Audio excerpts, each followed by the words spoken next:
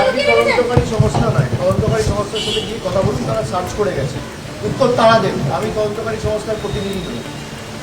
আপনি দরকার হলে রিপাবলিক ছেড়ে তদন্তকারী সংস্থায় চাকরি করুন। লুকিয়ে রেখেছি কি না আমার পুরো বাড়ি সার্চ হয়েছে, উত্তর তদন্তকারী সংস্থার প্রতিনিধিদের জিজ্ঞেস করুন।